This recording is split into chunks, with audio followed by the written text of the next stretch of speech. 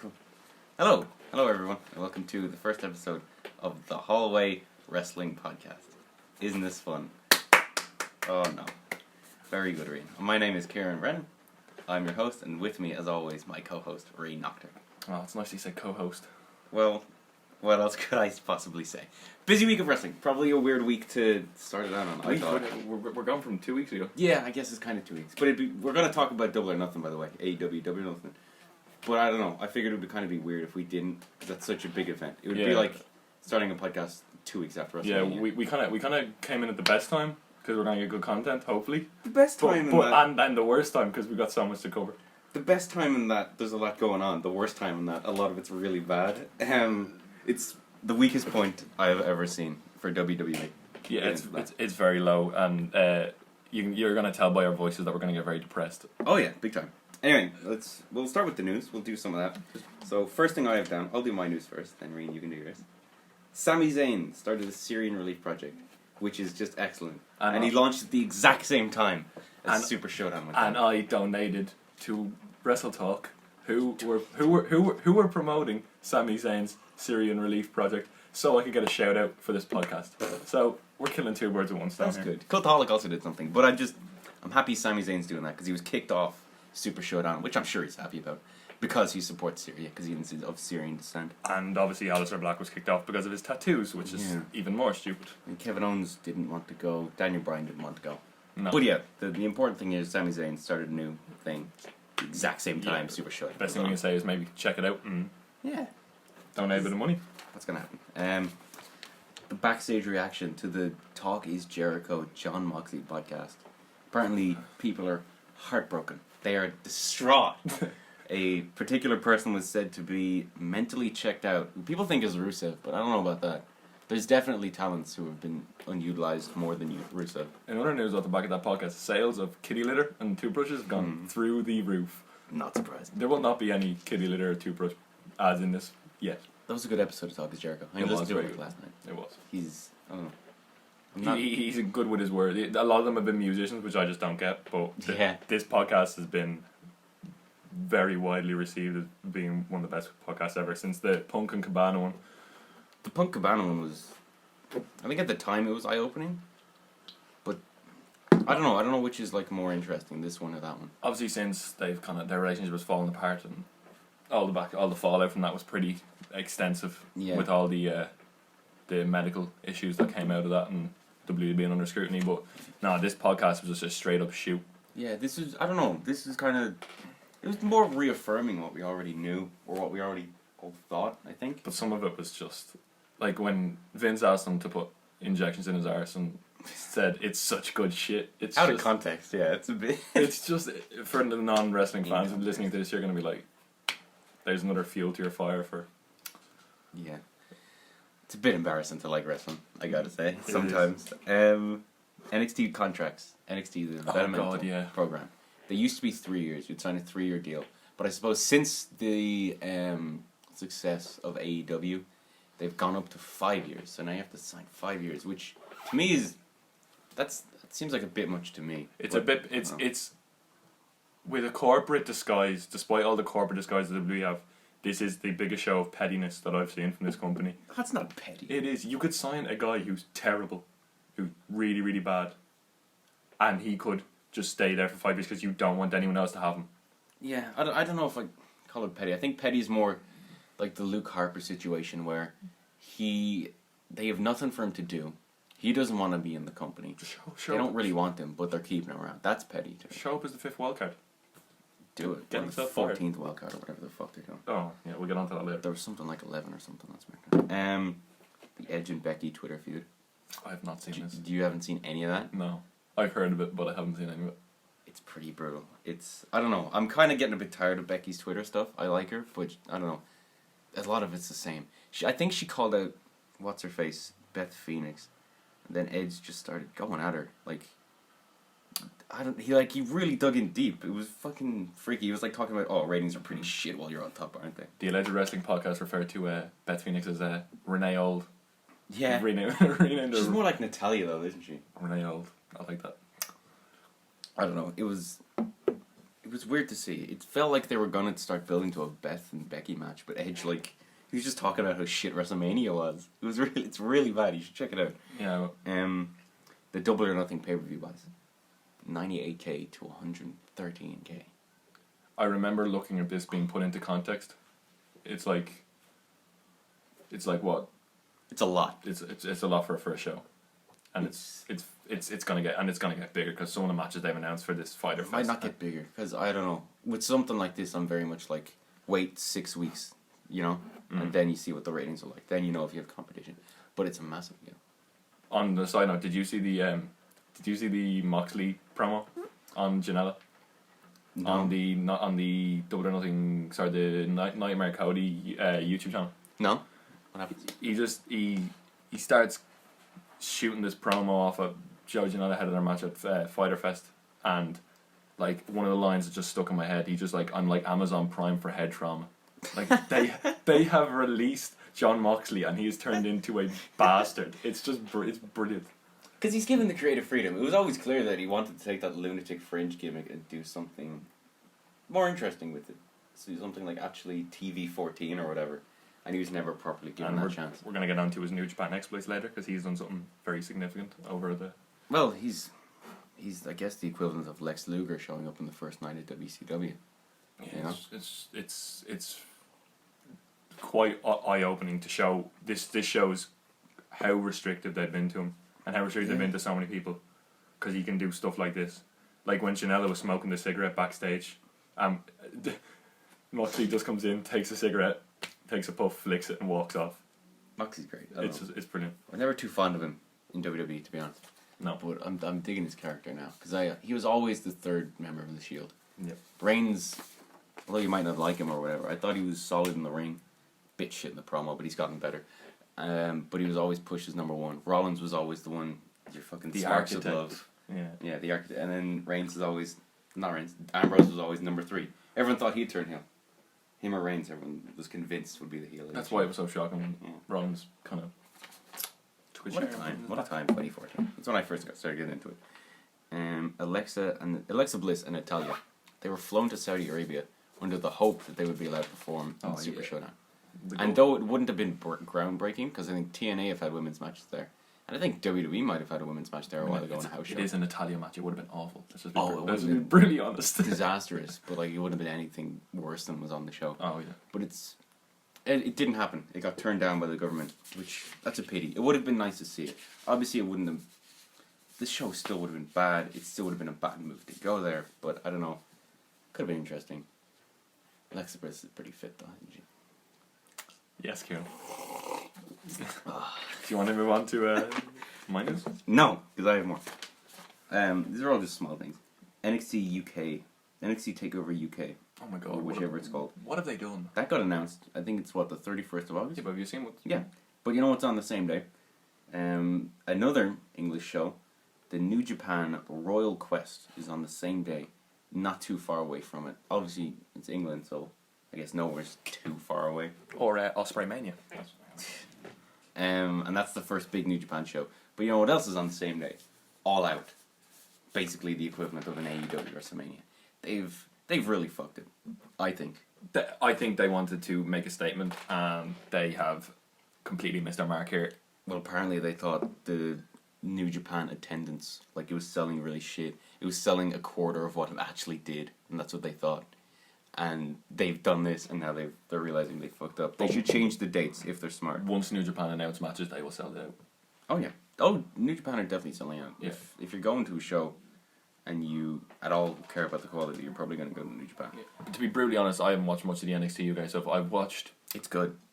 I know. I've heard it has been good. I know Travis Banks is the new number 1 contender after this week. Mm-hmm. I know that the Imperium, also known as Ring Camp, are forming, and they're going to have Sanity's Alexander Wolf, which is great because you're going to get utilised. And they have Fabian Eichner. The last takeover was fantastic. Mm. I really loved it. I loved Pete Dunne and Walter. No, that wasn't it. The last NXT UK takeover. Oh, Joe Coffey. Joe Coffey, yeah, that was excellent. That was so brilliant. It went very long. It went long. But for me, it was worth it. I thought it was great. It was very good, and I think they're on the upward trend. But putting it on this date is not going to help them. It's a silly move. It is. I think they're trying to plan something, but I don't know, maybe they're too cocky. Maybe they think people care more about the UK stuff than AEW, which... I do follow Eddie Dennis on Twitter, who's an NXT UK superstar, and he is from Wales, and he's going to get a huge pop when he returns. He's out for shoulder surgery, and hopefully, if people are aware of who he is. Oh, they do. He's been brilliant in Progress. He's a great feud. Balor to be added again. He was at the last Takeover. That was excellent. Great feud with Mark Andrews in Progress, and he will get a huge pop when he comes back. Yeah. Also, in the news, that's a Keemstar thing. We're going to sound. Did you ever read the WWE comic, the Boom comic? Nope. It's actually really good. There's some really good stuff in it.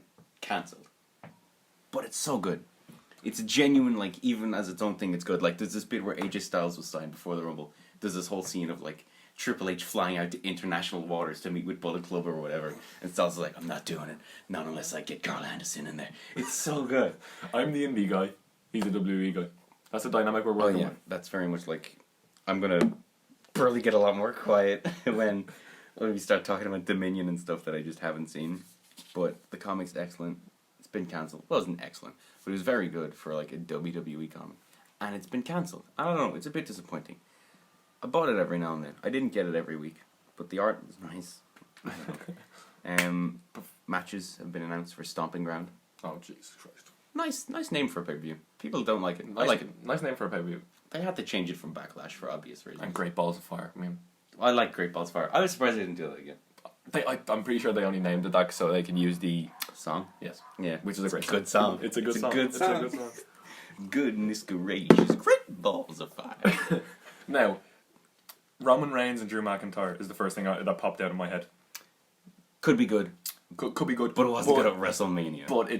But after what happened on Friday, it's not going to be good because Shane McMahon is going to interrupt and hit quite possibly the worst spear I have ever seen in my life. Well, he's 50, like, isn't he? He should really name that the geriatric spear. Oh, wow. Oh, jeez. I don't know. It could be good. I thought it would be good at Mania, but it wasn't, so I don't know why we're doing that. And that's the first rematch of the 5 matches that were announced. 4 of them are rematches from either Money in the Bank, Showdown, or Mania. And this is where I'm conflicted here. The steel cage match, Ziggler versus Kofi for the title. It has the possibility to be a great match, and Ziggler is amazing. Them promos, it should have been me, have been very good, but he is not credible whatsoever.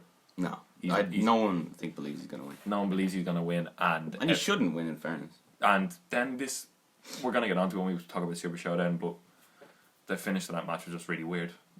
It was very odd. Everything in Showdown was weird. It was. Yeah, we'll get onto it. Unfortunately, we will have to talk about it. But no, I don't know. That steel cage match should be good. I don't see it being bad. Becky Lynch versus Lacey Evans for the Raw Women's title. Just leave Charlotte out of it. That match. Oh, they're not going to leave Charlotte out of it. She's going to have a part in it. You know she will. You know it's going to be Lacey and Charlotte team up, I'd say. They had so much potential. It was like, remember back in 2018 when Braun had that episode where he just flipped everyone, where he just his entire run with where Roman he flipped Reigns the truck, where he flipped the truck, and in January 2018 he flipped the truck. He was beaten. He flung Michael Cole into a lot of indie stars, and then they started diluting him. And this is exactly what they've done with Becky Lynch. Well, they did that months ago. When the second they realised they wanted her to be a face, they started diluting her. Yeah, it was weird. Speaking of Becky, that Ronda 24 documentary, I haven't watched it yet. There's a Ronda one? Ronda one came out after Super Showdown. Oh my gosh. Okay, well I'm going to watch that. Yeah. Well, the Becky one was good. Hear about that and more next week on the podcast. Sure, maybe. If we make it to next week. If I watch it, I guess. There's a decent chance I'll just forget. But those 24s are really good. They're the best thing on the network, easily. The Mustafa Ali Chronicle was brilliant as well. I really like that. The Chronicles are good, because they're just mini 24s. Then what else was announced? Probably, I think, match of the decade contender right here. Seth Rollins versus Baron Corbin. We're gonna go on and talk about. You're gonna hate me for what I say about this Baron Corbin Seth Rollins match, but it's widely regarded as Baron Corbin's best match. We'll get onto it. But is it actually? Do people actually? Well, I guess he's not very good, is he? No, he's not. I don't know. But they're gonna turn it. I have a feeling they're gonna turn it into a tables match. I feel like it happens every year in between WrestleMania and SummerSlam. There's a 2-month period where they just They know what their SummerSlam plan is. They know where they're going to get the fight for the championship, and they just have to have someone in that main event spot, and they can't think of who. What is exciting? Baron Corbin. I don't know if it's on your news list, but what is exciting is Aleister Black's Open Challenge. Did you see that? No. Aleister Black. WWE announced that Aleister Black wants a challenge, and they had about 5 people on the screen, on the post, and it was Finn Balor, Buddy Murphy, he's alive, Shinsuke Nakamura, and Randall Keith. Nakamura. It'll be Nakamura, and Nakamura will lose. But imagine Aleister Black against Buddy Murphy. That would be amazing. But the thing that jumped out to me there was Balor, because I want Demon Balor versus Aleister Black.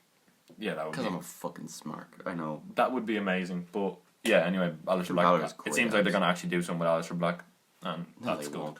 No, they won't. But they won't. They start off hot. And then what have they ever done anything good in the last year, like on purpose? It just doesn't happen. It never. Why are we making this podcast? I hate wrestling. most of the stories that have been good have been made from people going on Twitter the last year for WWE. Most of them have just been accidents, like Kofi Kingston. It's accident. It's scary. Becky Lynch, accident. It is so scary. Like Becky Lynch, they wanted to get booed. They wanted people to boo Becky Lynch. It became the most over person in the company. How could you fuck that up? They have 38 writers on both shows, and they have the talent. They have 38 writers, but they have one guy who changes it all. You know? Yeah, him and Kevin Dunn. I love Kevin Dunn. What a man. And then the only fresh match in Stomping Ground, Alexa Bliss versus Bayley for the SmackDown Women's title. Now, last time we saw Alexa Bliss versus Bayley, it was regarded as maybe the worst match of the year. Was this the kendo stick on a pole? That was the kendo stick on a pole match, which was just a disaster. But Bayley's better now. Her character, at least, is better. She's not as shit. And I do like Alexa a lot. I think she's very good. And is she heel or face? This is what's annoying me. She's transitioning. I don't know. Slowly. Don't know what she's doing. She's a coffee girl on Raw. I love the coffee gimmick. I love that. That's funny. The fucking Iconics. I don't like them. You don't like the Iconics? They're annoying. They're funny. I love them. I don't know. They just seem so nice. If we had money, the sound clips from the Iconics would be iconic. Iconic. I love them. And I love Australia, so maybe that's why. People love the Iconics. After Super Showdown, the universally hated match between Goldberg and Undertaker, was obviously met with quite a bit of, negative responses, as it should have been. One of those negative responses resulted in a comment on Undertaker's Instagram page or something. He put up a post. And then it was liked by the Undertaker account. And then it was deleted, I think. Not the comment. I think the like was taken back. The like was taken back, but I think Taker... It's not his account is being managed by someone. Obviously. He's way too busy. And I don't think he's busy, I just don't think he understands. No. But I don't know what was the... Did you have what the tweets... What the comments it was basically, just let him retire. Stop dragging him out here and making him work. They're not wrong. Like... Well... They're asking him to, but he's saying yes. He's very much a company man. I can't remember who, but someone said that, they talked to him about doing a show they didn't want to do. Sorry about that. They talked to him about doing a show they didn't want to do, and his basic response was look, you're being asked to do it. It's your job. Just get on with it. And I think that's how he treats every time he's asked to come back. Did you see, they cut away from, at the end of the match, they cut away from the camera, and Taker was about to scream, fucking bullshit. Yeah. At the... Get on to that. I just feel bad for him at this stage. Now we might as well round up the news with one more story. Well, there's two more. Goldberg apologised for how bad the match was. Oh yeah. I put out a tweet. Yeah. He was just like, "I'm so sorry," which, good on him. He seems like a lovely person. Someone who doesn't like Goldberg, however, Matt Riddle. He went on a weird tirade. It was brilliant. It was brilliant in a fan perspective. But you are signed to NXT. Even though you were on a better brand than Raw and SmackDown, as we can unanimously agree, it's a terrible PR move for himself. Because he is quite obviously stoned or very drunk in this. I get he doesn't like Goldberg. That's fine. His kids are... There was one tweet that was deleted, and it was along the lines of... I don't have the exact tweet because I couldn't find it. Bottom line is, you are terrible. Yeah. And all of this. And then this one that is still up. Basically, we want to talk about this during the Super Showdown review, but Goldberg, a minute in, tries to put a knee bar on Undertaker. Tries. Tries is the big word. They give it their best. Is so bad. But wait, before that, Goldberg was making his entrance. And I saw, as he's making his entrance, there's a red dot on his head. Yeah. So either he's bladed himself before, or he's headbutted under a door. Yeah. And Matt Riddle puts out a tweet along the line with him. It was one of them Simpsons gifs, and Matt Riddle's on Goldberg's back with a samurai sword in his hand. And Matt Riddle puts up along the line. He's definitely stoned. Oh yeah. He puts up along the lines of, "Wow, headbutted under the door before the match. Well done, bro." Bro, I love his bro stuff. This stems back from Goldberg has blocked Matt Riddle. Yeah. Since a few I don't know how long ago, a few months. He's been blocked for a few months because they just don't agree on their interpretation of wrestling. Yeah. And then today, I just saw before we went live, Lance Storm tweeted something that wasn't directed at anyone, but it seems like it was very directed at Matt Riddle's treatment of Goldberg. He made a series of bad moves. He made a load of tweets and stuff, right? Like basically kicking Goldberg when he's down, because Goldberg knows he did shit. And he made an apology tweet, and then Matt Riddle the next day he's like, "Look, I'm sorry, but I the reason I'm angry is because I care about safety and people in the ring, and if you're too old, you shouldn't be doing this," which I think is an okay excuse. But then he kind of became a bit of a hypocrite when he said, "P.S.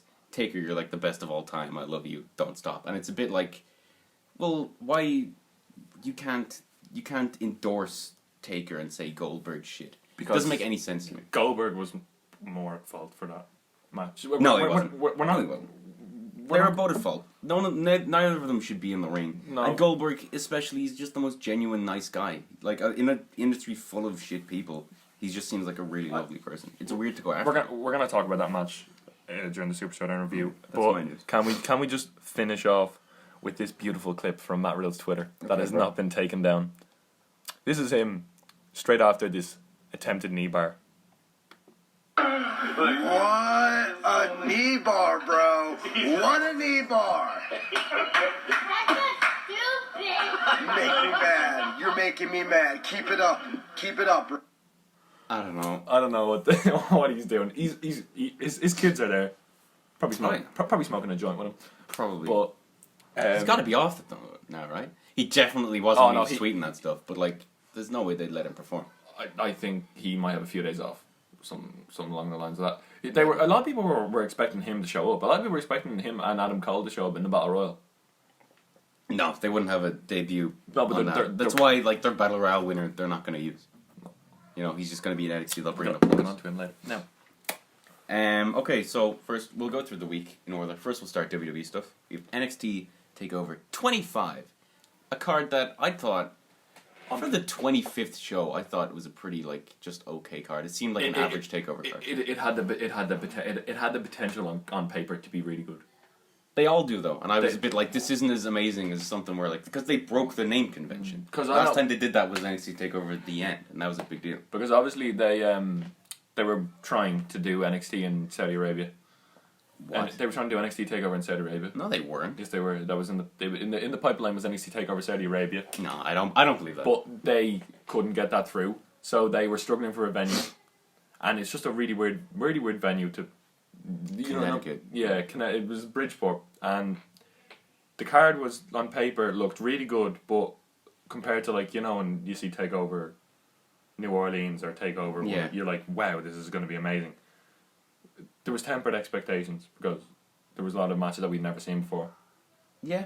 And this is the most up in the air NXT card I've ever seen because I couldn't predict any of these results.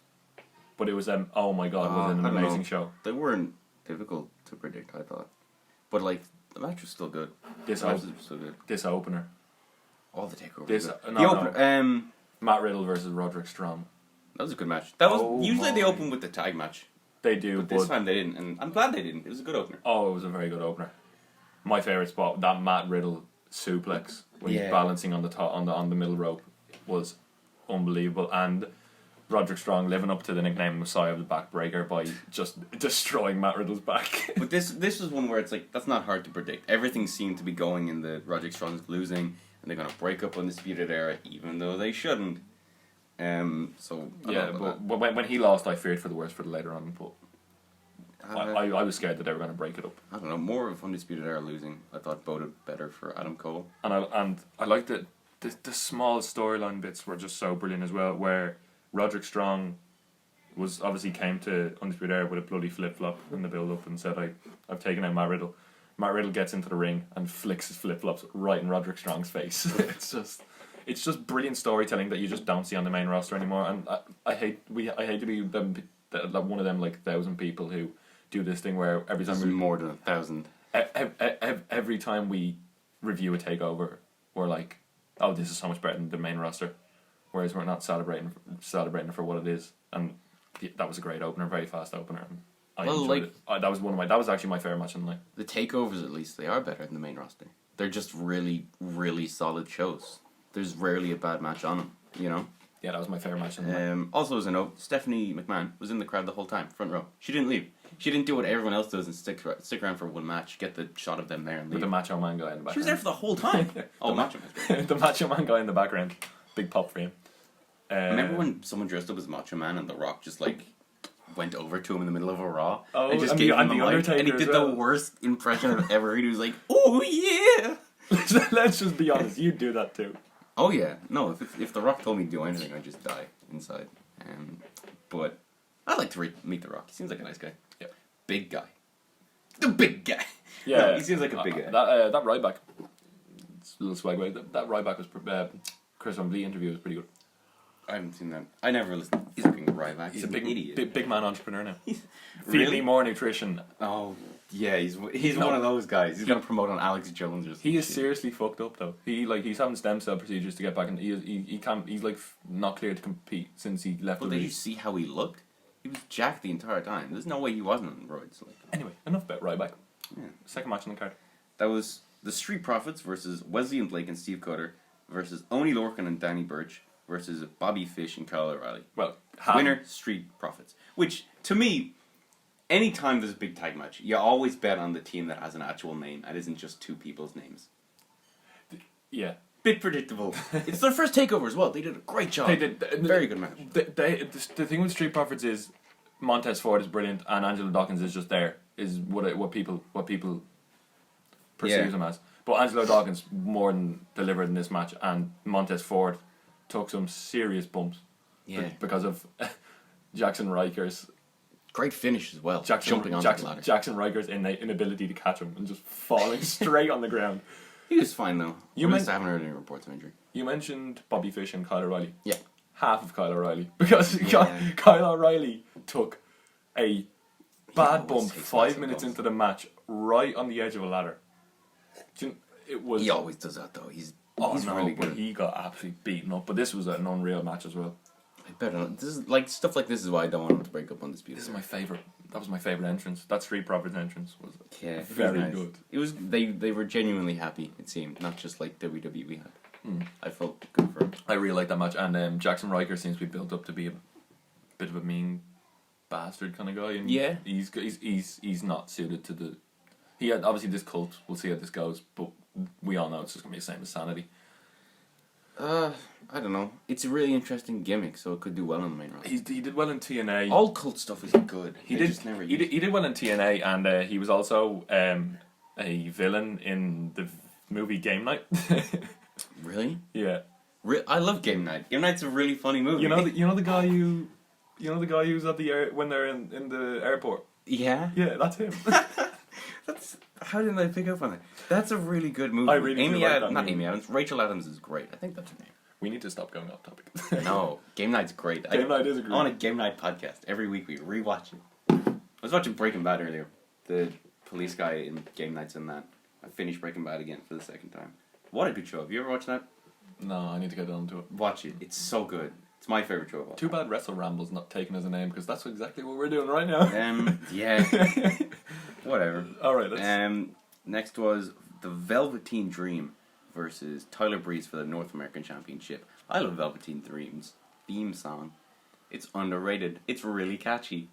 I always sing it. The fact that this entrance was a watered down Velveteen Dream entrance, yet he was still wearing a very sexy T-shirt. Oh yeah, and some nice glasses.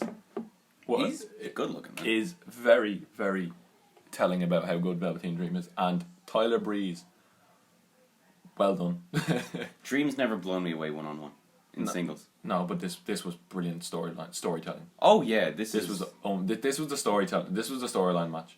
Yeah, maybe. They didn't have a lot to build, but they built it really well. And just the gimmicks alone gives you so much to work with. When Velveteen Dream took the photo and knocked out Tyler Breeze on the table, that was just brilliant. And did he tweet that? I was really hoping to put that somewhere. That's what I heard. I heard that somewhere, that if they tweeted it would have been very, very funny. But that would have been fantastic. Maybe wouldn't have had enough time. I don't know. Maybe just get one of his social media managers like Taker. Yeah, jeez. I don't know. It was a solid match. Probably maybe the weakest on the card. And he has from an in-ring point. And he has a great finishing sequence. That Death Valley driver into that Macho Man elbow was very smooth. Yeah. Would he not have a finisher called the Dream Maker? They love puns, wrestlers, don't they? Vince McMahon will have something. Like they disarm her or whatever. Vince McMahon's going to call his finisher with the Dream Catcher or something. Yeah. Yeah, it's going to be something. He's going to be like the Dream Catcher or Dream Catcher. End of Dreams. You're an idiot. End of Dreams. No, that's too close to End of Days. Baron Corbin is a great finisher. Or no, the Deep Six is good. All his moves are good. He's just shit. Oh, he's like, I don't know if he came up with them himself. Fair play, I guess, but like, I don't know. Okay. Can't come up with a good. And the right winner, because it continues the storyline, because they obviously had this selfie at the end. Are they continuing it? They had a selfie at the end. And yeah, I thought that was just going to be like a hey, here's a bit of respect, brother. But Tyler Breeze is back in NXT, like.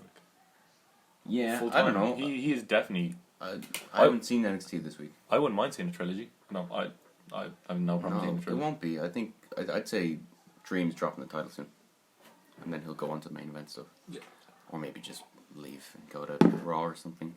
Oh, Velveteen Dream on AEW. Imagine. I don't know. He's good in NXT. I imagine it would just be that, except in a different arena. You know? No, but you pump it up to 100. Give a lot of money. Next is the women's match, which I don't like Shayna Baszler.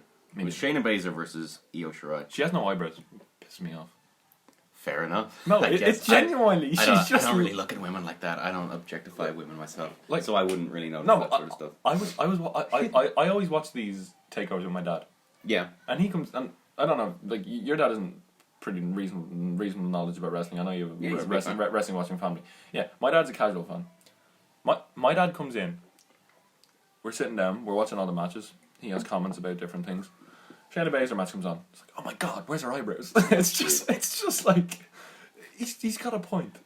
Sure, I guess. I just mean I don't like her in the ring, man. I just don't. She's never captured me. I like Io Shirai a lot. I wish they'd done more. Io Shirai is a really Sky Pirates. Yeah, a very smooth offense.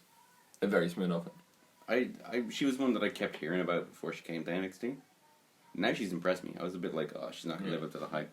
Like, what's her face? Toni Storm. She's great. She is. I didn't think she would And she is fighting at ICW, Fear and Loathing, and Sasha Banks put a tweak on, can I fight? So. No, you cannot, Sasha. Do your work. I don't know. From what I know of the Sasha situation, I'm a bit like, maybe if you fucking do your work, you know? Yeah, the match was a bit meh, but the ending is probably what was more important, when Candice LeRae came out and absolutely annihilated them two cracker meatball potato heads of Jessamine Duke and Marina Shafir, and I think Baszler might just go up straight to the main roster and vacate the title. Yeah. I can't see her drop at this point. I say this literally after every fucking Shayna Baszler match. Who the fuck is next? Yeah. Don't accuse me of being racist, but... Oh, okay. But are you sure you don't want to say that? Yes, edit it out, Ray. Speaking of Io Shirai, where the fuck are the Kabuki Warriors? Couldn't tell you. There's a solid, 5 or 6 people from the shake-up that haven't been on Raw or SmackDown. We're getting onto that. I think Mandy Rose is one of them. Not Mandy Rose. What's her face? Liv Morgan. She's one of them. It was her birthday yesterday. Good on her. Happy birthday. She's nice. She seems like a nice person. Yeah, I don't know who the fuck's gonna beat her. She might just go up. But I've always hated undefeated streak gimmicks. Yeah, they're always just boring to me. Yeah. Io Shirai's moonsault with the chair is pretty good, and that post-match attack probably leaves it for another match. Even though I do agree with you, and she might vacate the title. But well, she was helped by her mates, right? Yeah, no. So they might do like Horsewomen of MMA type thing, 3-on-3, or 4-on-4 when Ronda comes back. If she comes back, I think she's having a kid. Well, that's her plan. Yeah, we'll see what happens in the 24. We might get some. Yeah, I guess. And then of course main event of the night, probably match of the night. Oh, 100%. Yeah, I'd say it was. Adam Cole versus Johnny Gargano. Not as good as the last one. It was as good as the last. My favorite match was the opening match, but this one is it's the best match of. Listen, I enjoyed Roger Strong and Matt Riddle, but this match was very good. I just love Adam Cole.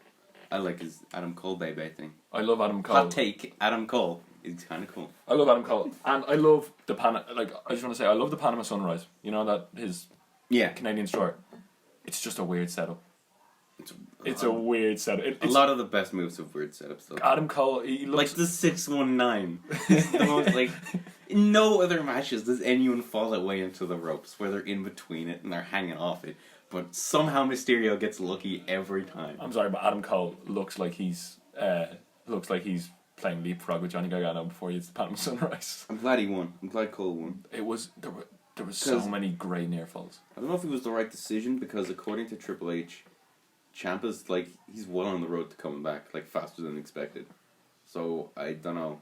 Maybe maybe they should have kept it on Gargano for a while. Yeah. Sorry about that. And have the Nxt Takeover be their final match or something. I don't know. I don't fucking know. I don't know what they're doing. I'm not as smart as the writers of NXT. I don't know what they're gonna do. Adam Cole will keep the title up until SummerSlam, and he will drop it to. Who's gonna? I think Matt Riddle's. He's not gonna keep it one more. He's definitely gonna get another takeover out of it. There's no way he's gonna drop it. I think Matt Riddle was being positioned. That is under threat now. Yeah. I'd say Riddle's gonna go after Dream. I think it might be Dream. I want to see Keith Lee versus Donovan Dijakovic on the next takeover because apparently that match Access was unreal, and it was supposed to be on Takeover WrestleMania weekend, but it got pulled. Oh, that's a pity. Maybe they're building up Keith Lee because Keith Lee is very good. Do you remember the NXT angle where Aleister Black got attacked by someone, and they did that amazing backstage video where it was like they'd go through and you could see all the different superstars leaving. That was so good. That was amazing. It really felt like they were all in the same arena and they knew each other and they lived their gimmicks. That's genuinely the best thing NXT's ever done. It was so amazing. It was very good. Now, let's tie a bow on NXT TakeOver 25. Well, first, I have a note here. Gargano's never defended the NXT title on a TakeOver successfully. Or he had no defenses whatsoever. Really? Yep. Wow. Not even on a house show. He's been on so many. He's been on 14 or something. Adam Cole has already defended it on a house show, I believe. Fair enough. I do like Adam Cole. I do. I like him a lot, and the crowd seem to like him a lot. Well, imagine if he went to Saudi Arabia and they went to do the Adam Cole, and then everyone just went. Yeah. No, they got This Is Awesome chants. They know some English. They did. We'll get on to it. We're not going to talk about it now. I don't know. I want WrestleMania. Surprise entrance, Battle Royale or whatever, and 70,000 people to scream Adam Cole. Kyle O'Reilly just playing the guitar. Yeah. Anytime I think of playing the guitar, I think of Hulk Hogan on the NWO theme, which I love. Oh, speaking of racism. Wow. Okay. Anyway, Raw. Anyway, yay. Yeah, Raw. I think probably the most consistent show on WWE's programming because it's always bad. Ha. The only two things I enjoy from this show before we go through it is R-Truth and Bray Wyatt. Yeah, I haven't done any notes on the 24/7 title because there's so much, so I hope you've done. Okay, good. Excellent. Anyway. So, first thing that happens is wild card rule. Probably the worst thing to happen to WWE all year. Reigns comes down because he's on every show now. Because that's what people wanted. Reigns, every show. This is what I don't... Because you've got Reigns in the place where you want him. He's liked again. They had him. No, they had him, yeah. He's liked again. But you go back to doing the exact same thing you did to make him disliked. Yeah. You oversaturated the product with Roman Reigns. Again. And now he is starting to be booed again. And it's... I like him. I like Reigns. I like him as well. I liked Reigns for a long time. Since I think I used to hate him, but then I think his AJ Styles matches really turned me around. Because at the time I hadn't seen too much Styles stuff, and they were like the first really good Styles things on WWE. They don't boo him because his moves get reactions. They're booing what he's being used in. Oh yeah, well everyone knows that. Like everyone likes Roman Reigns as a person, you know. Yeah.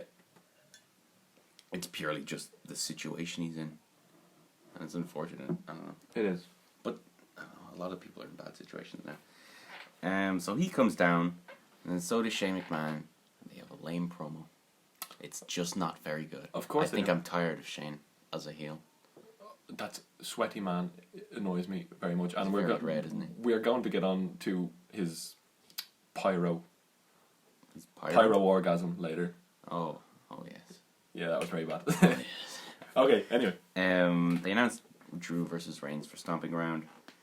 The Revival attacked Reigns from behind. That was okay. I kind of like the idea of Shane making like a new version of the Corporation or something. That's kind of cool, I guess. A year on from... I'm sorry. Not that it's going to happen. On the anniversary of the corporate ministry being formed. You know what else is the anniversary of? I went to a concert last year. Gorillaz concert. It was so much fun. Reese was there. I don't want to... The supposed third host of this podcast before he pussed out. Reese Swan. He will come on to the OTT specials because according to him, he is not a wrestling fan anymore. He is an OTT fan. That's fair. It can be hard to be a wrestling fan sometimes. I've started... That was so much fun. That was a great day. I have so many videos of that. Damon Albarn, lead singer, only singer, I guess. It's also came close to me. I almost touched his hand. It's beautiful. Anyway, it's also a year on from my my quite successful knee operation. So love a bit of that. Bringing the positivity in knee operation. Anyway, jeez. The Usos made the save. Anyway, they came to his rescue. Of course they did. I like the Usos. The Usos and the Revival have the potential to have the feud of the decade in WWE, but they just aren't being given the utility. Just bring them down to NXT, like. Yeah, just bring them down. Bring everyone down to NXT. At this stage. I mean, I hate to wish death on someone. Wow. Okay, let's move on. So yeah, then we got Reigns and the Usos versus McIntyre and Revival. McIntyre and Revival won, thanks to some bit of sneaky Shane McMahon interference. He's a bald fella. And this is where we get to. Is this when they beat them down? Yeah. And they're beating them down, and they set up. Shane goes into the corner, and he taunts, quite like Roman Reigns does. Hoorah! But more Shane, it was like... Everyone chants along with that. It's so weird. I never realized it until I went to like a live show and I saw him. But everyone does it, like the whole crowd. It's over, but Shane's one was more like an asthma attack. And then he delivered the worst spear ever. It looked like the most stiff thing in the world, because Roman didn't really jump with it. I'm fine if Roman didn't sell it. Shane just injures people. It's like 50... Oh, well... Maybe it'd be revenge. Remember in Survivor Series when like they kind of messed up? He just punched? No, it was like Shane was going for coast to coast and Reigns was supposed to jump up and get him. But the way... I don't know who messed it up, whether it was Shane couldn't get the timing right or Roman did it wrong and hit him too high, but he just knocked out Shane McMahon in midair. And it was fucking terrifying. Like Randy Orton had to go down to his kids in the first row and be like, "Oh, your dad's okay." It doesn't sound like that. He probably stuck his hands in his pants. Bottom line is, Shane isn't very good. No, he's good. He's good. I think. He's just overused. And the wildcard rule is hurting everyone. It's hurting the entire product. It's a disaster at this point. I don't know. I wouldn't be surprised if we saw Reigns in fucking NXT. I wouldn't mind that actually. What have I talked about? I'd love Reigns versus Gargano with like a proper match. With a proper storyline. Yeah, well, I don't even need storyline. Sometimes I don't always watch the NXT. I just kind of watch the takeovers mostly because they're always amazing. Anyway, then there was Miz TV with Seth Rollins. Rollins was like, "I bet Lesnar's not even going to show," and everyone politely clapped. It was wonderful. It's not like they've made that joke before. WWE, you're the reason he doesn't show. People complain because you book him like that. It's not. You cook his steak. Well done, guy. Like, fuck off. And he shows up. Yeah, he shows up. He's backstage. He's walking around. He's like, "Let's cash in," or whatever. and his big squeaky voice. Remember when he's reading the hunting magazine? Anyway, sorry. It's like, let's cash in, then walks past gorilla position because of mind games. This is burn it down chance. Segment ends. Lame. Fuck off. 3-hour show. Shouldn't be 3 hours. Lucha House Party came out. They were about to have a match. Who knows who it was against? Could have been Kenny Omega. Could have been anyone. Could have been an NXT call-up. Who knows? CM Punk, maybe. We'll never know because Lars Sullivan came out. Orange Cassidy. Orange Cassidy. Could have been Orange Cassidy. Could have no-sold all of it. I like Orange Cassidy. I've been watching more clips of him. We'll get on to that. He's funny. Also, Daniel Dwar's favourite wrestler, as I found out last night. Is he actually? Mm-hmm. Yeah. He's cultured. Huh, okay. Yeah, that's fair. He's funny. I'll give him that. He is. And he's actually decent in the ring. I saw him in a women's match. Not like an intergender match. As you can tell, we are trying our best to get away from this shit product. But yeah, it keeps hitting us in the face. So, Lucha House Party in the ring. Yeah, and they successfully fended off Lars, I guess. Fair enough. 3 Mexicans fending off the racist. Yeah. A racist fighting 3 Mexicans. That's the more... This is just... It's such good shit. It's just like... It's genius. I've done it again. Look at all that beef. Oh dear. We're making our own sound clips. He's a genius. Vince McMahon's a genius. I like Vince McMahon. I do. I think he's mostly a good person. And he's probably... I don't know. When he dies, there should be... The entire Hall of Fame, like all 3 hours of it, should be dedicated to him, I think. I think it should be people. He changed the wrestling landscape. Just too bad. He's slowly becoming outdated. It's only in the last 2 or 3 years as well. It is. It's not entirely his fault. And then there was a nice little backstage segment between Nikki Cross and Alexa Bliss, where Alexa was like, "Hey Nikki, I kind of like you. I'll have her back. I'll have her recorded." We may as well have her be called Nikki Glenn Cross, like she was when she first started, because she is not Nikki Cross anymore. Yeah, she is. She is not. She is not psycho. She is just. She's psycho. She is just normal. That's the storyline. Alexa's trying to turn her into, nice. I think this might be like a long-term booking thing, which I know is bold to say when it comes to WWE, and I think by the end they might switch gimmicks, which I would fucking love, because I love Alexa and Nikki Cross. There's a lot of potential. Then there was a Becky segment. She came out, boasts about the last few months, to which I was like, okay. I like Becky a lot, by the way. I don't know. The way she's been booked the last month or two, I've been a bit iffy on. Then Lacey helping Charlotte win the championship pissed her off apparently at Money in the Bank, which fair enough. You know, I don't know. Fair enough, I guess. She has an ego. She wants to win it all on her own. She should have kept the 2 belts for longer. They made a T-shirt for her, and then 2 weeks later it was invalid. Imagine wasting your money on that. I saw something earlier. It was I wish we'd have Becky Lynch and Lacey Evans in Saudi Arabia. It's don't be silly. We'll never see any women's rights in Saudi Arabia. I was I don't want to do women's stuff. I don't know. It was... Yeah, look, it ended up with all 3 of them getting attacked or whatever, and Lacey attacked Charlotte, which set up a match between them. Which was fucking shocking. God awful.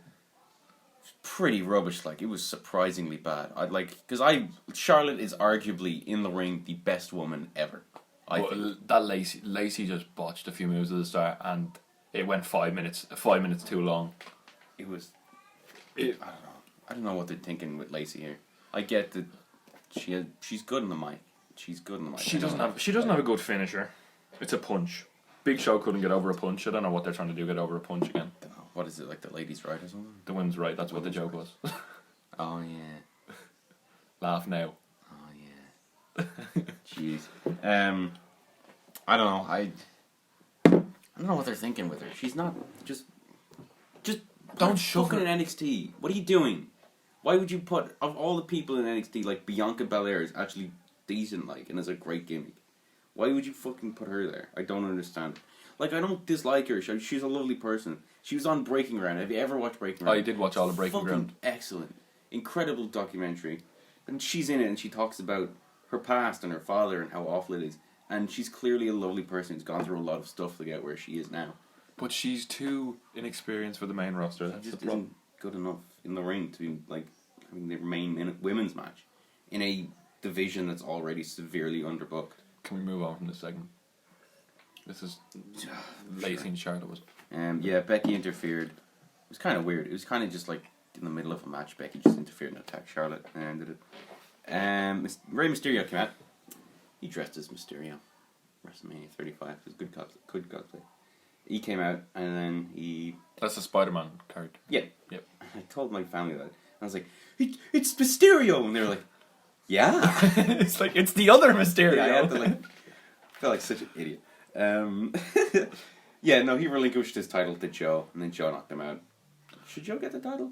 No. There should be a tournament, I think. That's what I'm saying. There should be... If you want to put eyes on the product, set up a tournament. Have Joe say, I'm going to take the title. But then have Matt Hardy come out. Because Matt Hardy needs airtime. Then have, I don't know. Maybe not Matt Hardy. I don't know. Buddy Murphy. Andrade. Buddy Murphy. Yeah, give Buddy Murphy a shot. Even if he doesn't win it. If he can get to that final and have a great match with Samoa Joe at a show.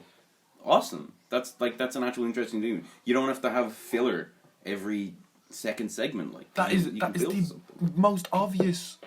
Like a tournament, it's the easiest thing you can do when you're like stuck with something like that. I remember we had remember that US tournament, but like US tournaments have never gone very well in the past. I remember when we had a US tournament where the final was Bobby Roode versus Jinder Mahal, went on a 20-minute match. 20-minute match. The secret to booking that better is just have better people in it. It's not particularly hard, and I know they can do great tournaments because you remember the initial NXT UK tournament. Incredible. 2 nights of just amazing wrestling. Umberto Carrillo. Get him in there. He made Tyler Bates' career, arguably. Yeah, he did. Fucking insane. It was that tournament. And the second one, I didn't like the second one as much as I did the I didn't first get to watch it. I got it spoiled by someone. What's me? It was you. Was it? Yep. Nah, I do that. I was on holiday, so I didn't get to watch it. So Anywho. Then there was... Yeah, just do tournaments. Just easy. Then there was an arm wrestling match between Braun Strowman and Bobby Lashley. You know, a vital part of the Monday Night Raw schedule. Who needs a tournament? Who needs wrestling? For sure, 4 matches is enough for a 3-hour show. As Jack on Cultaholic said, there is a format to every arm wrestling segment. Yeah. I'm not going to explain it, but there's a format, and it involves... It's just the heel walks around for a bit, gets them all frustrated. Throw chalk in the face, and then brawl. It was god awful. It was like, why? Why did this have to be here? There's Braun Strowman. They had multiple Seth Rollins segments on the show. Braun Strowman is shredded in the best shape of his life. Has a character that organically gets over, or did get over. And they have him in a arm wrestling segment with Bobby Splash. In fairness, the reason they didn't they never pushed him to the top because Lesnar had the championship on him. And by the time Lesnar was gone and they actually could, he just didn't have the momentum. Or he'd proven that he wasn't good enough to properly do anything except for his Roman Reigns feud. So I don't blame that at all. You know? It's something... I don't care that he's not on top, but he's better than this. He's better than a fucking arm wrestling match. It's like Bobby Lashley had a great run in TNA. I never liked Lashley. He had that MMA gimmick. I didn't like him either, but to be fair to him, his TNA run was decent, and ever since WWE on the main roster, he is just... He's leaving. I'd say he's mental block. He's gone to Bellator. He has a Bellator contract in his back pocket. He has a Bellator. I don't know. If he'd probably make more money in Bellator, so I'd say if he wanted to actually do... 100% if he actually wanted to do Bellator, he just wouldn't have come to WWE. No, but now that he realised he made a huge mistake, because they don't like him. Maybe. I mean, they don't like him. They give him. They left on bad terms after the first time. I know, but they give him stuff to do. He's consistently booked over the Lashley sisters. I know, but it's not like they're not trying with him. In fairness, you can't make the argument that after the Dean Ambrose podcast, I don't know. After the John Moxley podcast, sorry, I don't know. I can see why you'd be frustrated, but I don't think the argument is just you're not doing anything. Anyway, and Brock was about to cash in on Rollins. Literally beats him to the point where they have to bring Rollins away in an ambulance. And Heyman's like, "Are you gonna cash in?" He's like, "Nah, I'll wait till Friday." It's like the only logic you could possibly put in this is that he was afraid of Baron Corbin, and he didn't want to fight Baron Corbin. That suit was too intimidating. Obviously not true. What were they thinking? I know we should expect this from this company, but they're cheating the fans. They cheat. They cheat. It's totally fine if you don't have him cash in. But have it make sense. Have it be something like Rollins just doesn't show up. He just doesn't. He's like, and then like he's like doing a video recording from his home, and he's just like, "Oh yeah, I decided to pull a Brock Lesnar and just stay home." He had to be pulled in an ambulance. Fucking pin him. It just doesn't. To me, it just doesn't make any sense. Yeah, it gets worse. So like, hold on to your hats. It always gets worse. Becky was by his side when he was in the ambulance, though, because good for them. Boyfriend and girlfriend. Did you know they were going out? I did. Isn't that mad? I did. Yeah, I'm not. Wasn't released by them. What? Oh yeah, like that stuff always gets rumors like months before it gets confirmed. But like, Shibata's gone out with one of the backstage interviewers. No, they broke up. He's going out with a different sportscaster. Well, that's since. Did you see him drunk at like the Champions League or something? Oh, he's a Spurs fan. I haven't seen it. I need to look it up. It's so funny. I love Finn Balor. I got drunk at the Champions League fun. It was very good. Oh, you're a madman. You're a madman. You can't stop. And now I'm very poor because my bank account got hacked. But that's for another time.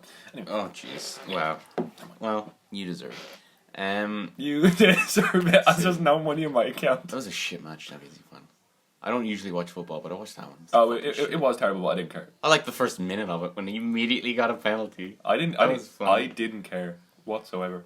Just boring. It's just a boring match. I don't know. I know the stuff going on. Anyway, we got Nikki Cross beating Peyton Royce.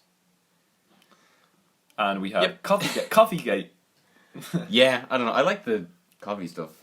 Again, they haven't defended the title once. That's fine. Just don't keep booking them to lose, please. They're funny. I like them. I do like them, but they are being just booked to be shit. Yeah, they're being booked weak, which I think is unfortunate. And Coffeegate, it's just weird. I don't even know how to. The thing is, with Raw, like this probably does sound odd, but we just don't have the words to explain how bad this is. It's just boring. It's as boring as it probably is listening to us to describe these segments. You know. Don't worry, we'll be getting onto the good stuff. Probably not. It's like half-assed. Yeah, Alexa attacked the Iconics then because they spilled her coffee or whatever. Fair enough. Yeah, it's probably Vince again. It's the best women's segment on the show. I'll give it that much. Vince probably saw Alexa blistering coffee and catering. It was like, it's so you. It's so you. You drink coffee all the time, damn it. You'll fit right in, damn it. Anyway. No, yeah, probably best women's segment on the show, which isn't a high bar, I guess. There's only two of them. I do like Alexa, and I love Alexa, so that's fine. Firefly Funhouse, they had two new puppets as well. They're giving it more budget. Oh, the Vince puppet was brilliant. First of all, Husky the Pig, which is a reference to Husky Harris, his dad, right? Who was your NXT character? Oh, yes, he was, yeah. When he was in the Nexus. That's great. That's fucking great. Oh, the German pig. When he... Yeah. Oh. I have eaten too much. 24 toilets. Frankenfurters. No, I don't know. I like the Funhouse stuff. I'm hoping it's going somewhere soon. I think at this stage they might wait till SummerSlam to actually do something. Did you hear about the... Do you remember when he put out the tweet? There's a secret line in every Yeah, it's the names to all of them, isn't it? And the next one is the final one. Yeah. So I'm such an idiot. Tomorrow night we're getting potentially we're getting a climax to what could be one of the best segment of the year for Raw, or the worst, depending on how it goes, depending on how it's booked in the future. So next week, it's given time. People have reacted well to it. It is different. It's creative. It has everything. Too bad Bray isn't the best in the ring. So next week, Raw is on R-Truth's back, which we will talk about. Yeah. R-Truth, me. Basically, R-Truth. I don't know how they've kept it on him this long. What do you mean?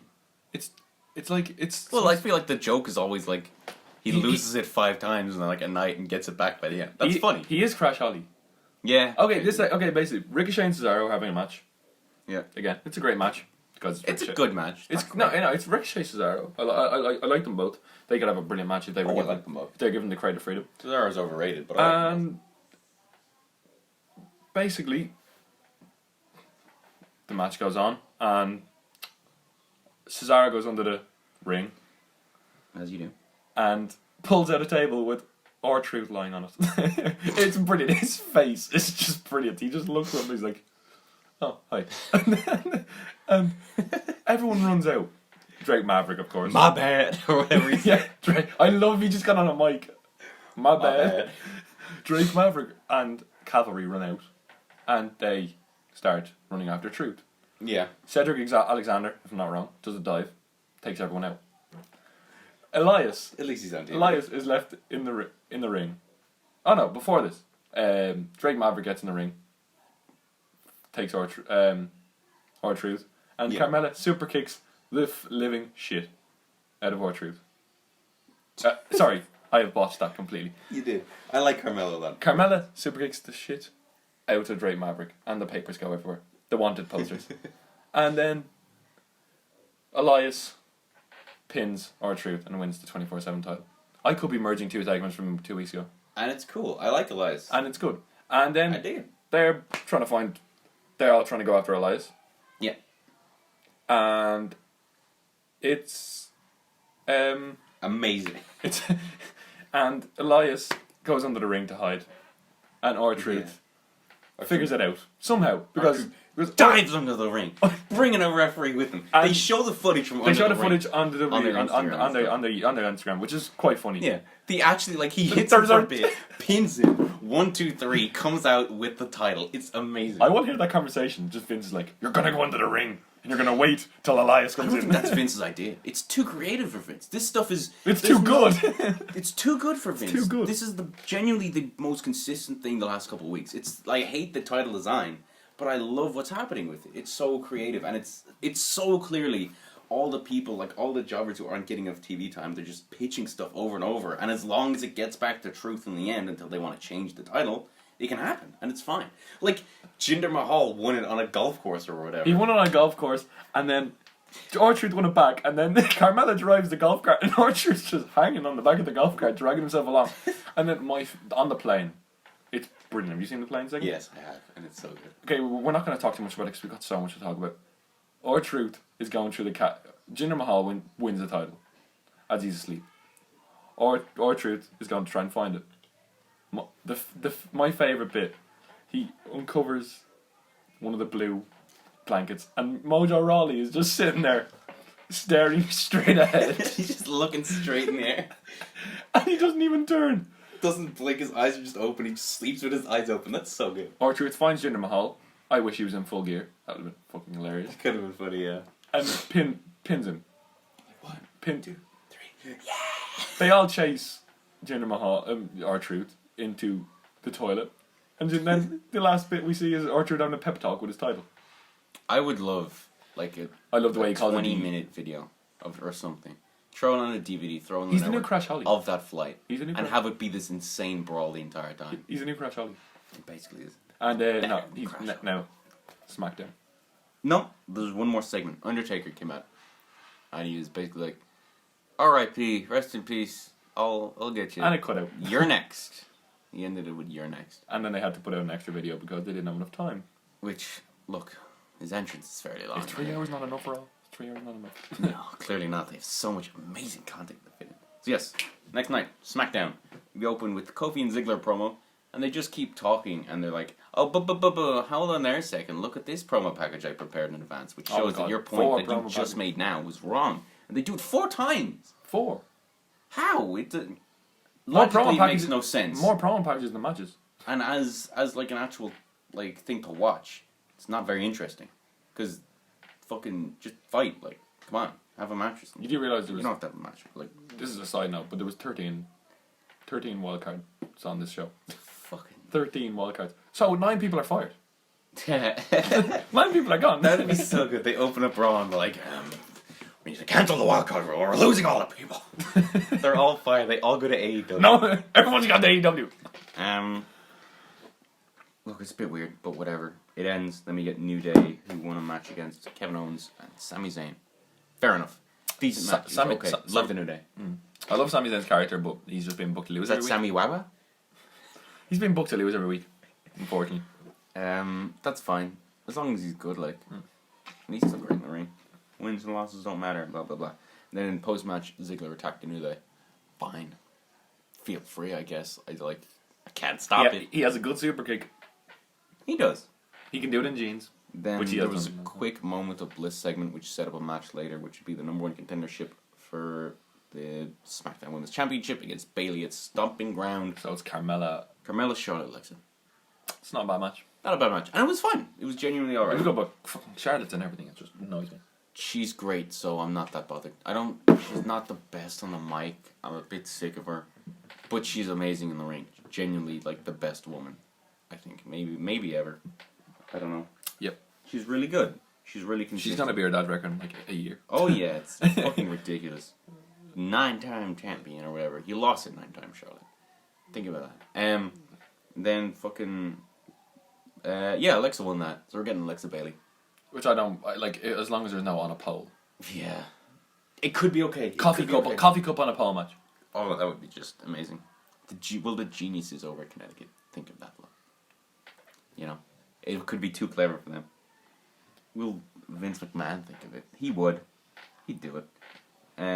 But she's from Raw. Alexa's from Raw. This is just... like Wildcard rule.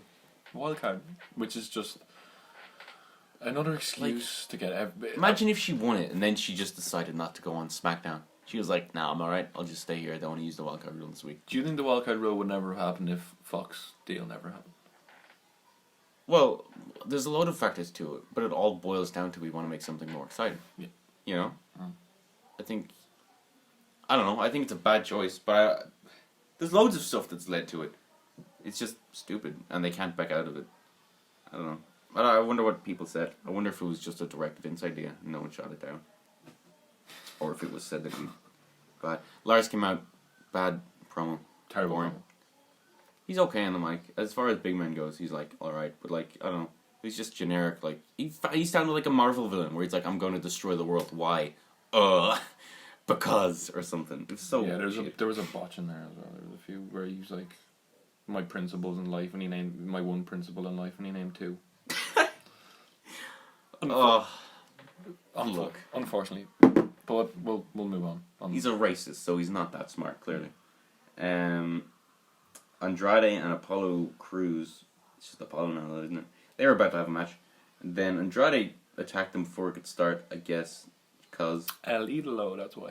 You know, Apollo Crews, he's got big muscles. He's really good. He looks soft, though. They don't look like they're hard. Steroids? No, he's not on steroids. But, I don't know. They look like fat, but they're obviously muscle. He has no character whatsoever. He won that... He's always struggled. He won that first...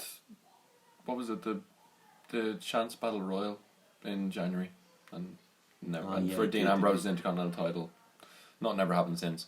Yeah. Anyway, I want to talk about Will Ospreay. Then Balor came out. Bang, bang. Bang, bang.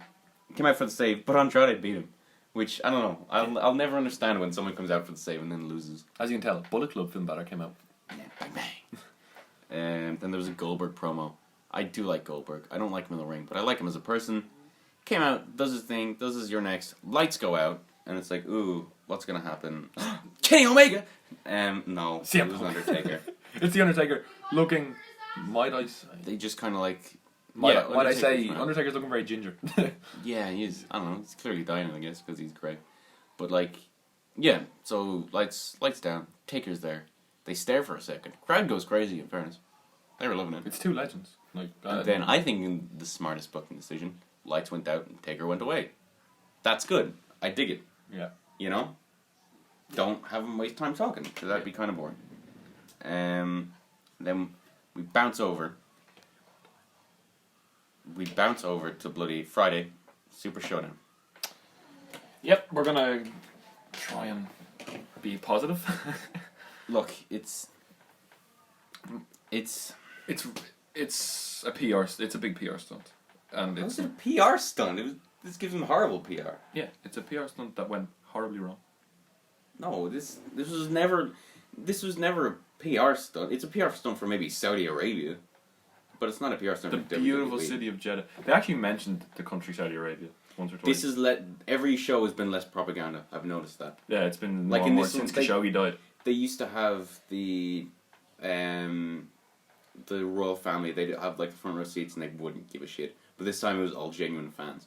That's the one thing I do like about this. All the Saudi people who just wouldn't have gotten shows for a while, they're now getting to see these people. Too bad they love the wrong matches. Yeah. Anyway. But look, I'm not going to criticize someone for cheering Undertaker, you know?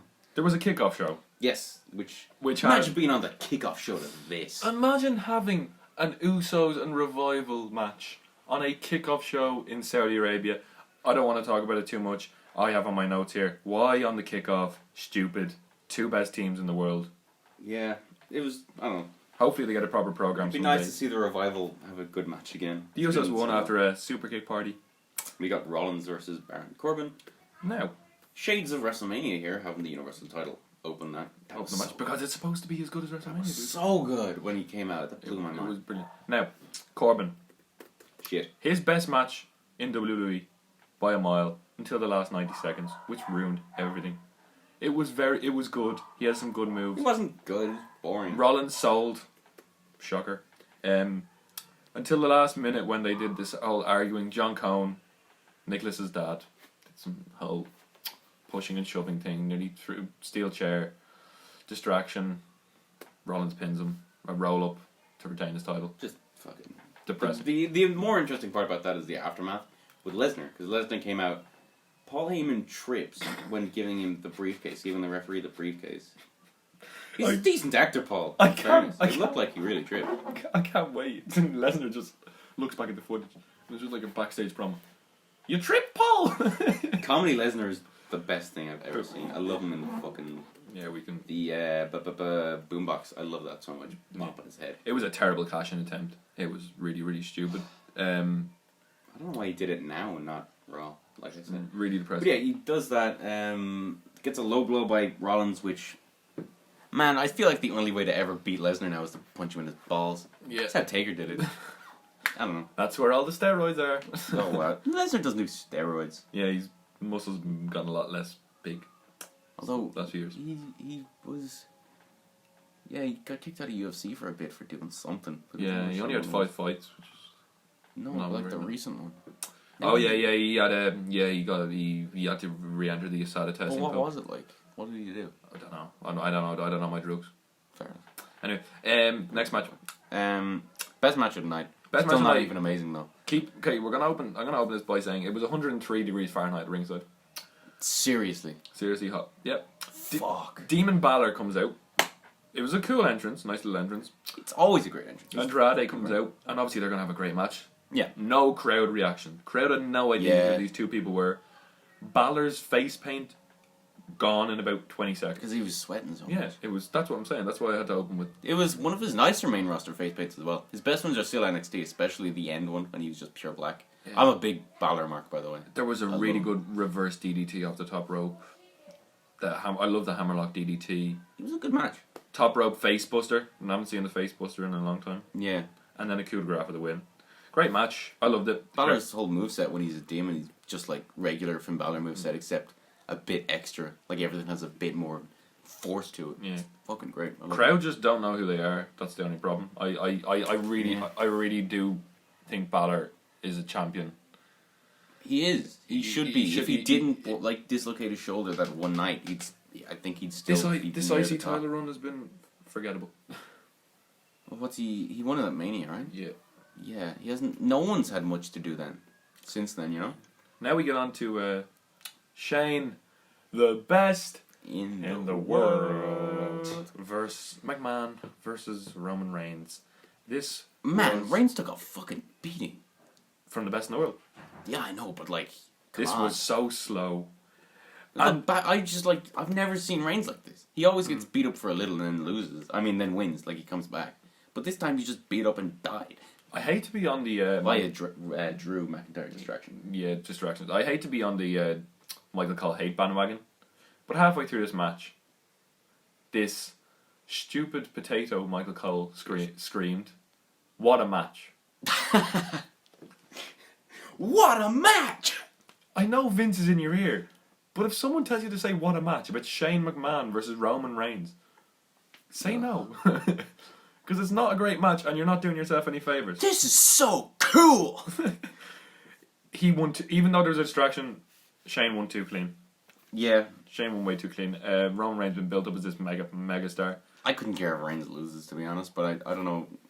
I don't think Shane should have won. Yeah, we're gonna put a bow on this match by talking about The piggyback ride. Shane attempts to get up on Drew's shoulders, nearly falls.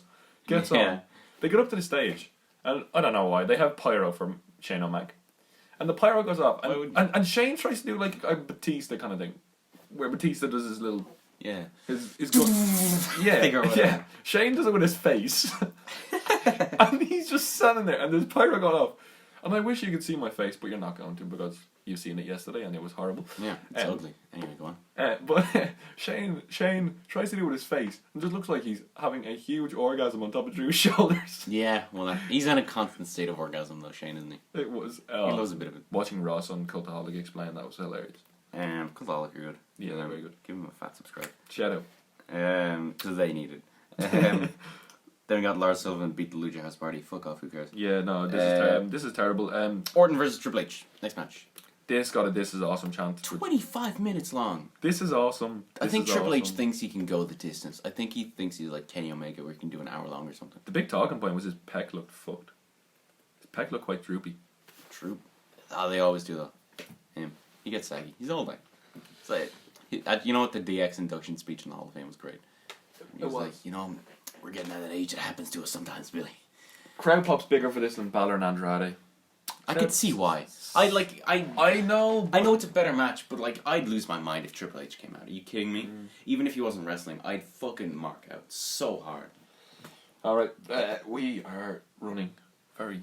Oh yeah, we're running a long time. We got like 15 minutes left, but whatever. Okay, Strowman beat Lashley. Yeah, fair enough. It happened. Kofi beat Ziggler. Fair enough. They've okay chemistry, alright. Like, it's fine, but it still does feel like a 2010 mid-card match. It does. I remember watching them on WWE Vault. I'm sure you have as well. Yeah. Great 2 out of 3 falls match on WWE Vault. The Battle Royale, 50 people is a lot of people. Okay, here. Ring. Are you fucking kidding me? Listen, these are my notes from this Battle Royal match. I'm waiting. Okay. Here we go. Buddy Murphy is alive. Oh my god. AOP are alive. Oh my god. Both Vikings are alive. Oh my god. This is Buddy Murphy's first appearance on the main roster. Titus O'Neil eliminates both Vikings in about 10 seconds. EC3 is the first person eliminated. Yeah, EC3. What the fuck? There was 51 men in this battle royal. So, one back. Who was the 51st? I don't know. Just Orange Cassidy. anyway. Yeah. Both Vikings eliminated by Titus O'Neil single-handedly. They disappeared off TV. AOP eliminated like that after like a 6-man showdown. Tony Nese eliminated just straight after. Your Cruiserweight champion gets eliminated straight after EC3. Mansoor wins, and then he decides to rally up the Saudi crowd. Look, and the fight. hometown boy, to an extent. Fair enough. It's the only way you're gonna like. They'll get him on NXT. You're gonna forget about it. He was good. They'll mention it a couple times in NXT, and they will never mention it again. Yeah. Okay. I don't want to talk too much about this Goldberg Taker match. I do. Because this is depressing. It was sad. It's not the saddest I've been watching a Taker match. That's definitely the Roman Reigns match at WrestleMania 33. Because that was like, it started off really good, I thought. And then as it went on and you realise what's happening, you realise Reigns is going to win. And it's just him, like, chair shot after chair shot onto the back of Taker. That got me sad. But this was pretty fucking... It was rough, man. Yeah. They were like Goldberg immediately getting knocked out, being thrown into a turnbuckle. I think he headbutted a chair again as well. Or headbutted a door. Possible. It either looked like he bladed himself beforehand, because I noticed that there was like a red dot. He might have put some tape or some Vaseline over it. Painful, so sad, let them retire, is what I have. Yeah. There was the jackhammer spot. That looked rough. That looked really rough. That could have gone really bad. The tombstone. Yeah, the tombstone that landed right. He landed right in his head. It reminded me of, what was it, Stone Cold? Yeah. That's what it reminded me of. Thankfully he didn't break his neck. Yeah, it's really hard to talk about. Got this is awesome chance though. So clearly I'm missing something that the Saudis are getting. I mean, sure, CBS, you are very an uncredible source because you gave this a C+. Fuck no, it's an F. I tried to change it to an F. Probably the worst match in the show. Which is saying something. They needed, like, they could have put a perfect bow on The Undertaker after Roman Reigns match. After Lesnar match. Yeah. Like, not the 31, like when he came back at the Hell in a Cell. Yeah. Incredible match. Yeah, bring the little laughing gif. brilliant. No, that was SummerSlam. Oh, yeah, sorry, Yeah. Which was also a great match. They could have put a bow on that after that trilogy, but, you know. Do you want to move on? Just retire, man. Yeah. We get it. You're old. Mark, we know. If you're watching. Yeah. Which we know you are. We know you are. Retire, dead man. Just go away. It's just sad. It doesn't... I get no joy out of seeing him wrestle anymore. No. I have no... I just have concern for him, and I hope he's okay. I do. His hip's fucked. And maybe he's realised it, because he seemed pissed. Oh, he was about to scream fucking bullshit at that camera. Yeah. Alright, go on. So next we'll talk about Double or Nothing. AEW. I think the best thing to do is we are going to talk about Dominion next week. Sure, yeah. We're going to talk about Dominion next week because we don't have time. We're going to go for Double or Nothing, and then we're going to talk about the. Plus, I haven't seen Dominion as well. Yeah, we're gonna have more time to research that, and then best of the Super Juniors final. Sure. Okay, so Double or Nothing. What a landmark show. It was brilliant. Okay. Much better than All In, I thought. Yeah. I thought All In was just a good show. This is a great show. Let's go straight into it. Yeah, first match. What was it? The Casino Battle Royal. And the first good Battle Royal. The first thing not great. I never liked Battle Royals. I love the concept. It's creative and it was great. Okay. It's confusing and weird. It was confusing, but it brought me my favourite moment of the night, I don't care, was the first 5 people come in. We have, amongst others, MJF. We have Dustin Thomas, which is groundbreaking to have a guy. To those of you who are not wrestling fans, he is a double leg amputee, and having him in the match, he hit a really, really cool. Not even wearing fake legs or anything. He lay in the corner for a long time. He lay, and he hit a great springboard. Yeah. Flip on Sean Spears, and eliminated Sean Spears. But my favourite moment of the night, because I have seen this guy that I'm about to mention, MJF. He is the best at getting the most organic heel heat in the world. It's pretty insane. It's unbelievable because when we were at Homecoming, OTT, yeah, I was getting my photo of Will Ospreay. I'm going through my photos the next day, and MJF is just in the background giving me the middle finger. It's just fantastic. And then this is ballsy. I'm sure they checked it over with Cody and Dustin, of course. But the first spots in the match, MJF is kicking Dustin Thomas in the corner, and he just screams, "What are you doing, Lieutenant Dan?" It's just, for those of you who don't know, Lieutenant Dan is the no-legged guy in Forrest Gump. MJF is just insane. He impressed me here. I'd heard his name so much, but I hadn't really seen any of his stuff. He is going to be the future AEW World Champion. Potentially. He will. Orange Cassidy did a great spot where he did tiny kicks. He did some tiny kicks and then the super kick. And that was solid. And then got eliminated and didn't care. Because no fucks given. Book Orange Cassidy versus R-Truth, please. Anyway, Kip Sabian defeated Sammy Guevara. Very good match. Good match. Yeah. Very good match. There was it was good. There was a summer moonsault off the barricade, which was pretty good. First match. Wait, can I just say, AEW, amazing production value. I was really surprised. This did not look like an indie show. The heel and face entrances was brilliant. Not even that. The way it was shot, everything, the camera quality, the way everything was done, really WWE level. You're into that kind of thing, aren't you? You like the little finer details. I love shit like that. And as someone who had never really watched indie stuff, I've watched a couple New Japan stuff, and I've seen a few OTT shows on their on-demand thing. This really impressed me. It really felt like a proper show. Yeah. It felt more impressive than any TNA thing. Yeah, and being on ITV is going to give them mainstream exposure, and obviously World of Sports not in anymore, and that's sad. But they had terrible. Their production was terrible. I don't know if you've seen it, but I've seen it. Okay, main card, hot opener. SoCal Uncensored, Christopher Daniels, Frankie Kazarian, and Scorpio Sky defeated Strong Hearts, Seema, T-Hawk, and El Lindemann. Great match. Didn't know anyone in here, but you didn't know SoCal. No. SoCal are fantastic. This is the worst town I've ever been in. But anytime I hear of SoCal, I just think of Samoa Joe. Yeah. SoCal Uncensored are fantastic. Scorpio Sky, that fucking Torpe Kong Hilo. Yeah. Was absolutely amazing. Torpe Kong Hilo. And the guy who looked like Minoru Suzuki, Lindemann, I think it was. Sure. The guy with the blonde hair, he just beat the crap out of everyone and took some really bad bumps. And I really enjoyed that match because I'm a stickler for them kind of fast-paced opening matches. Yeah. Everyone is. They're always fun. They get the crowd hot. Yeah. We had the first big debut. Oh, sorry. Adam, fly in here if you can hear it, by the way. Adam Page won the Casino Battle Royal. Being the Joker. I thought he was the Joker card, right? So, and they announced that a while before the match was off. Orange Cassidy was the 22nd man. Whatever. But like they announced the entire stipulation and everything. They knew what was going to happen before his match with Pac was off. Who was going to win it if Hangman Page was having his match with Pac? I don't know. That's insane to me. There's like there was going to be someone. The potential ever Punk fell through. 100%. Punk fell through. I think Punk fell through. They would not have done some fucking like Jericho versus Punk as their first like championship. That's a chat for another day. Okay, first big return of the night, big debut of the night. Dr. Britt Baker, Adam Cole's wife.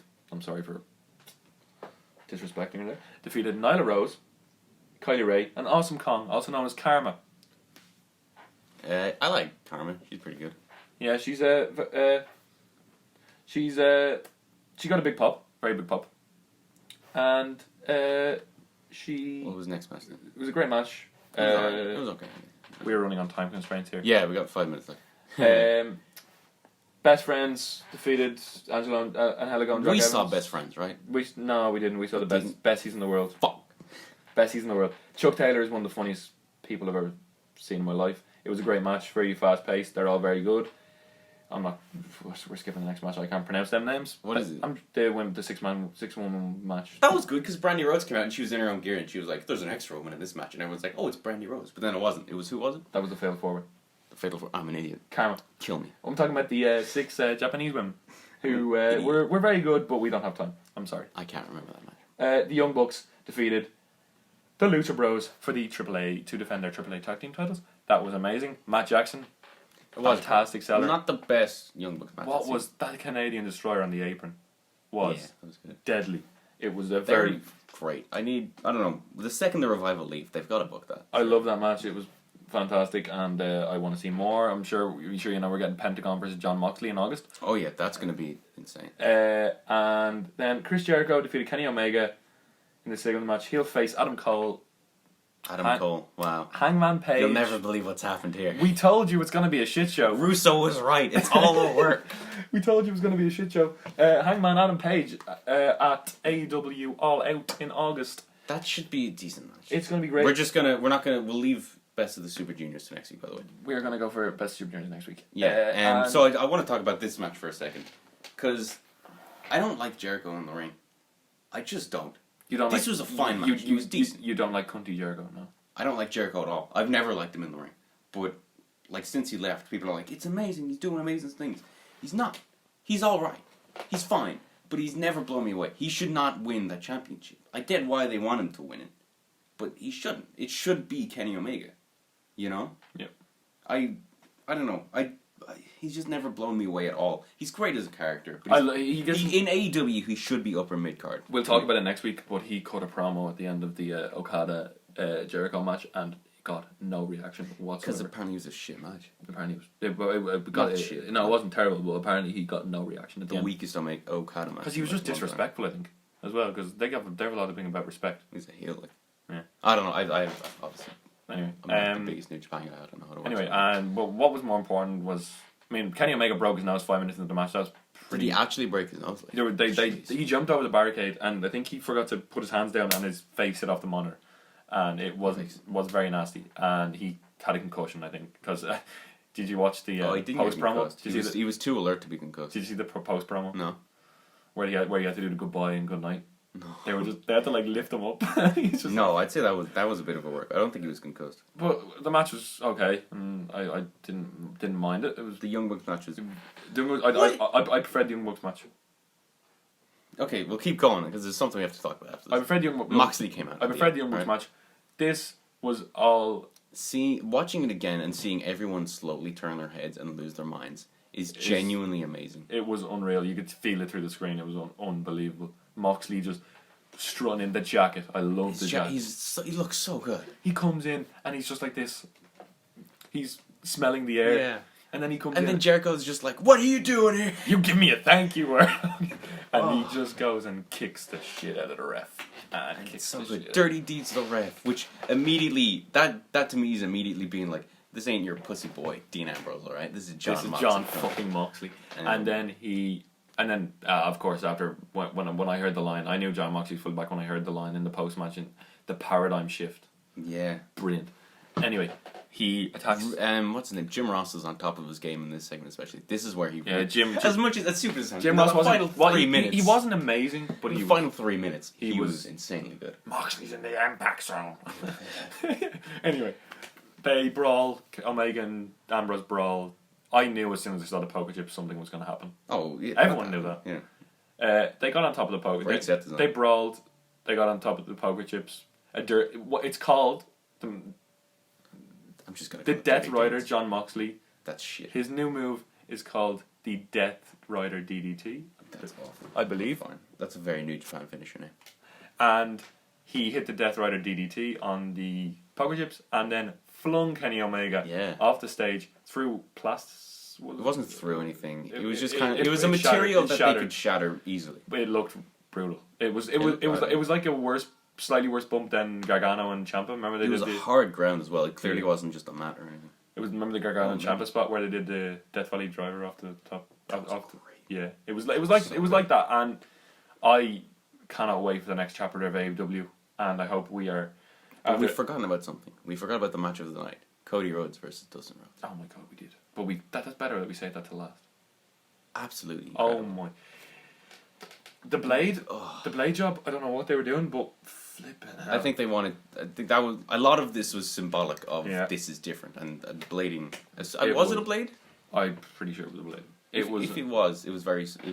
I don't think they're going to bust that out every show, but it was symbolic. That and the Young Bucks match was my absolute favourite match of the night.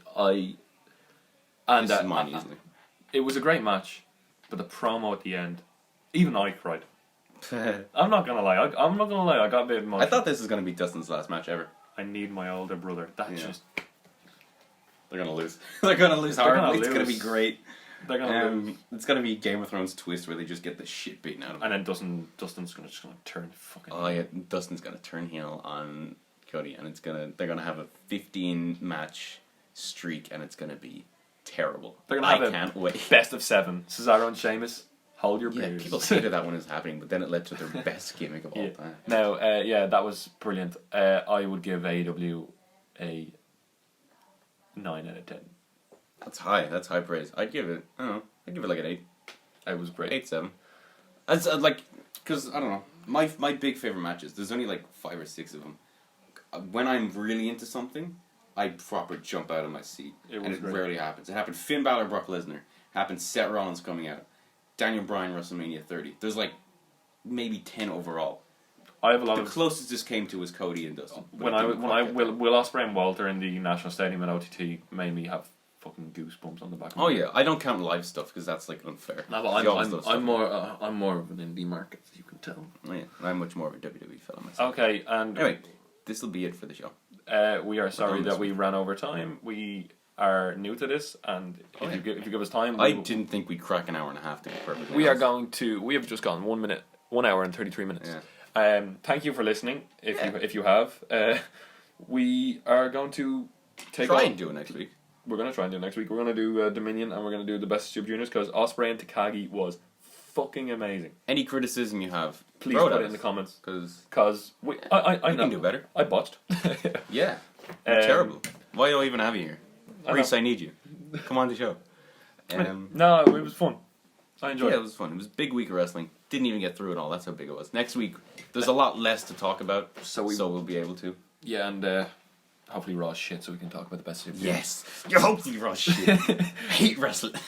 Anyway, thanks for watching. And as we say at the end of every episode of the Hallway Wrestling Podcast, like, share, and subscribe. That's my secret cap. I'm always angry.